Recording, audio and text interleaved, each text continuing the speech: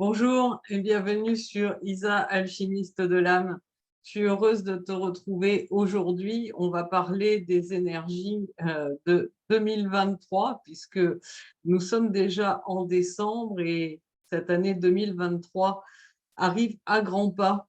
Donc, avant de traiter de ce sujet qui risque de nous amener quelques surprises, je te rappelle que dans le descriptif de la vidéo, tu as tous les liens pour me joindre, pour prendre un rendez-vous offert avec moi, si tu veux savoir si je peux t'aider et comment, pour réserver une séance, une consultation de numérologie alchimique de l'âme, un coaching.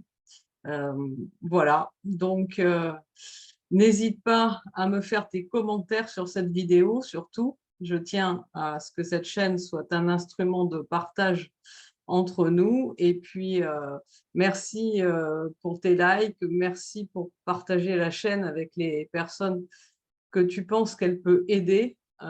Voilà, merci, merci, merci. Gratitude infinie à toutes ces personnes, à toutes ces belles personnes qui font quelque part ma joie, le sel de ma vie, parce que je suis vraiment, vraiment, vraiment heureuse de vous accompagner sur ce parcours d'éveil. Alors, 2023, 2 et 2, 4 et 3, 7. Une année 7 dépolluante, dirais-je. En effet, le 7, c'est la connexion à la connaissance universelle, à l'intuition, mais c'est aussi le mental. Alors, le mental dans ses bons aspects, hein, l'analyse qui amène la compréhension, qui amène l'acceptation, et l'acceptation permet la libération, donc là c'est positif, versus le mental qui tourne en boucle dans le passé et qui contribue de ce fait à te faire ignorer les belles opportunités du présent qui se présentent à toi. Voilà, donc un arbitrage cette année pour l'ensemble du collectif humain entre cette belle connexion à l'intuition et au mental supérieur et le fait de pouvoir retomber par moments eh bien, dans le mental inférieur, celui qui est doté de toutes les peurs, toutes les croyances limitantes, qui vient réactiver l'émotionnel sur nos blessures, etc. Alors, le 7, c'est une année de pré-bilan avant la fin du cycle qui aura lieu dans 2 ans. Parce que le 9, c'est vraiment le bilan du cycle complet, puisqu'en numérologie, on va de 1 à 9. Mais le 7, il nous invite toujours à faire un pré-bilan avant l'année 8 qui permet la concrétisation et la fructification, en particulier au niveau de l'abondance, de tout ce qu'on veut garder. Ce qui suppose, pour que ça marche bien, de se séparer du reste. Voilà. Donc, dans cette année 7, il va être nécessaire que tu te poses les bonnes questions, que tu fasses la place à ce qui te motive réellement, profondément, à ce qui te semble suffisamment important à donner au monde pour ne pas l'abandonner en cours de route, surtout si tu es artisan de lumière. Voilà, et ce, quelles que soient les difficultés. Alors le 7, qui vibre pour le collectif humain, ce n'est pas une vibration de passage à l'action. Et en tout cas, ce n'est pas une vibration d'avoir à agir comme on le fait traditionnellement quand on est dans une énergie purement 3D, c'est-à-dire où on va faire pour avoir, et on va demander à voir pour croire. Ça, dans cette année 2023, ça va devenir totalement proscrit. Donc, en 7, on est pour faire et on croit pour voir. Donc, il faut inverser sa vision des choses et donc se connecter à, comment dire, ce qu'on a tous et toutes, hein, dans notre cœur qui est inscrit dans notre ADN, ce pouvoir divin créateur, puisque eh bien, cette matière qu'on voit partout autour de nous ne représente qu'un infime pourcentage de la réalité et que tout, en vérité, se crée auparavant dans l'énergie. Donc, dans cette année 7, lorsque tu placeras tes actions, veille à le faire à partir du bon endroit, celui-là, et pas celui-là en mode petit vélo qui tourne parce que j'ai peur du manque, j'ai peur de perdre, etc. Cette année 7, pour le collectif humain, c'est l'occasion d'une belle élévation vibratoire pour atteindre un nouveau palier de confiance. Ou pas. C'est comme depuis le début du co-truc, hein. Il y a ceux qui s'éveillent, qui se mettent en chemin vers eux, vers leur authenticité, et puis il y a ceux qui sont en résistance, et tout est juste.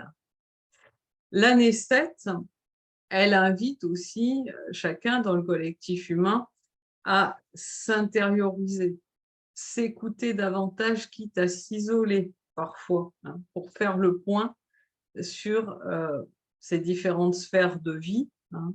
Ça peut être le couple, ça peut être la famille, ça peut être le travail, ça peut être la santé, ça peut être plein de choses, hein. Et pour s'aligner véritablement à qui on est, hein. Et cet alignement, il va falloir, pour l'obtenir dans la matière, le produire énergétiquement. Alors, effectivement, on a 7 chakras, hein, et il va falloir que tout ça fonctionne bien ensemble, harmonieusement, chacun a sa pleine puissance, chacun a sa bonne place dans le process, et tout s'inscrira ensuite avec fluidité dans la matière, hein, si on est vraiment aligné. Et si on est dans cet alignement optimal, certains événements de 2023 eh bien, pourront t'arriver comme par miracle, te favoriser, à la condition que tu sois dans l'accueil de toute opportunité qui t'est offerte et qui, tu vas peut-être être vraiment, vraiment surpris, hein.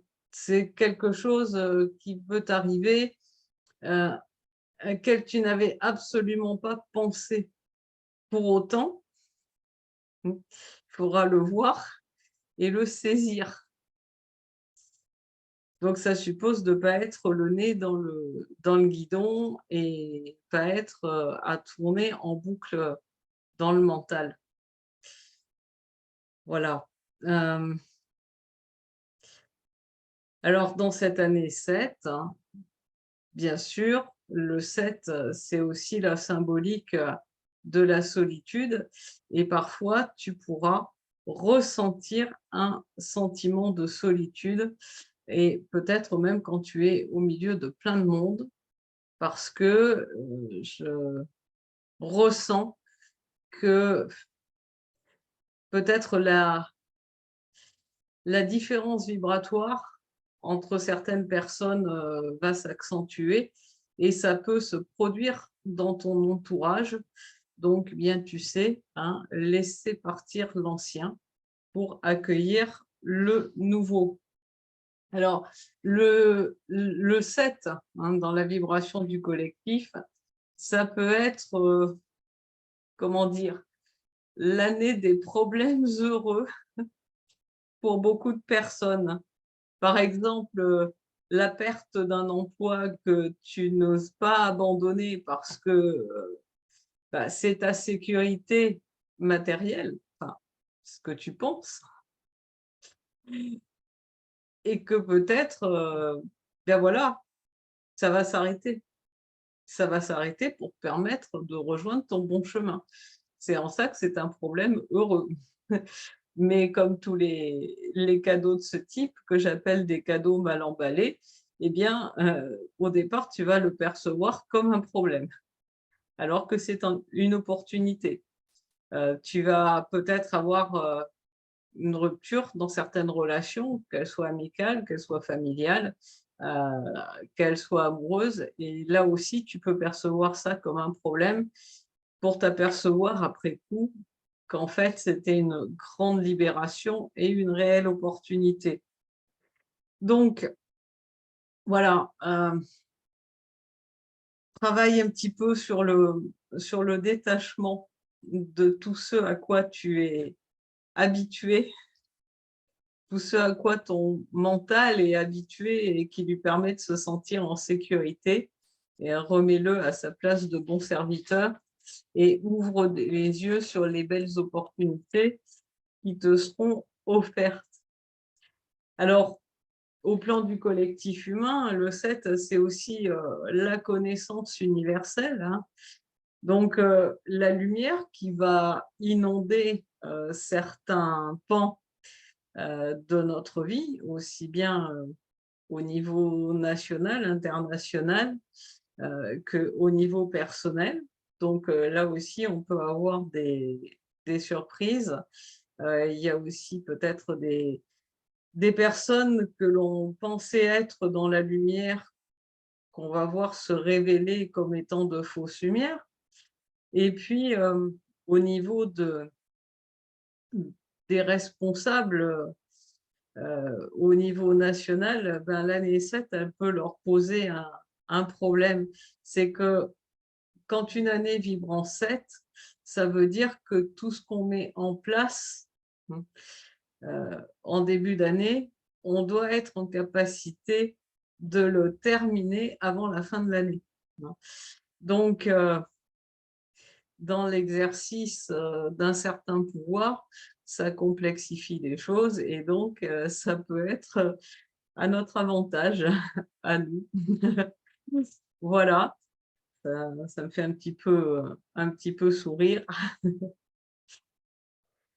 Alors, on va faire un petit aperçu sur les différents mois de l'année.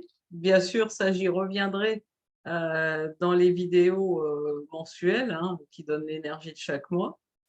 Mais donc janvier, il vibrera en 8, hein, puisque mois calendaire 1 dans une année 7. Donc, il sera nécessaire de trouver ton point d'équilibre intérieur. Février, bah, ça sera du 9 comme décembre. Donc à nouveau, une invitation à faire un nouveau bilan sur ce que tu veux garder de positif pour construire la suite et ce que tu veux quitter définitivement. Mars, eh bien Mars l'action, sera un mois idéal pour donner une nouvelle impulsion à sa vie puisque ça sera un mois 1.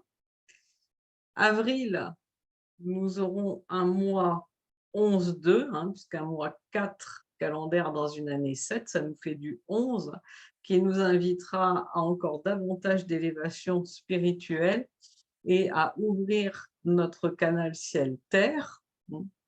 Mais lui, il vibrera en 3 et favorisera relationnel et communication. Bah, ça tombe bien, on arrivera dans les beaux jours du printemps et les jours les plus longs. Donc, ce sera le moment de mettre le nez dehors et d'aller renouer des liens sociaux si l'hiver s'est avéré un peu long. Juin, lui, sera en 4, donc la fin du printemps et le début de l'été pourront receler quelques lourdeurs parce que le 4, c'est pas le truc facile à manipuler, hein, c'est lourd, c'est lent, ça amène souvent des délais, des retards et un 4 dans une année 7, c'est pas le meilleur mois de l'année en général, puisque le 7, c'est pas non plus, un truc, hyper fun, voilà, il y a quand même beaucoup de questions à se poser, beaucoup d'œuvres à faire sur soi, de transmutation. Donc du 4 dans du 7, on fait attention à son mois de juin. Juillet, ouf, mois 5, liberté, changer, bouger. Bon, pour les vacances, ça tombe bien. Août, mois 6, alors il pourra faire la part belle au bien-être et à l'harmonie en soi, mais aussi le 6, c'est la responsabilité et particulièrement d'ordre familial. Donc certaines pourraient voir émerger davantage de responsabilités à ce niveau-là. Donc pas forcément pour le mieux dans ce mois d'août si c'est le moment des vacances. Septembre, mois 7 dans une année 7, voilà, hein, ça redouble les énergies du 7. Donc là, si on a des choses à trier avant de continuer, c'est vraiment le moment de le faire. Même si c'est la rentrée, on prend du temps pour soi. Octobre, mois 8, une opportunité de concrétisation, donc après le bilan fait en septembre. Novembre, mois 9, bah là, on fait le bilan des actions menées depuis le nouveau départ qu'on a pris au mois de mars. Et en décembre, on est en capacité de prendre un nouvel élan vers l'année 8 qui suivra. Alors attention à ce mois de décembre, il est en 1, mais un 1 qui vient du 19. Donc pour certaines, passage karmique, belle renaissance possible ensuite, mais bien que ce soit un mois 1 qui donne une belle impulsion à construire des choses, pour certaines, ça peut être un peu plus lourd. Voilà ce petit panorama de l'année 2023. Je te souhaite une excellente fin d'année 2022 déjà, et je reviendrai pour les vœux du nouvel an et bien avant. D'ici là, belle soirée, belle journée selon le moment où tu prends connaissance de cette vidéo, et à très vite.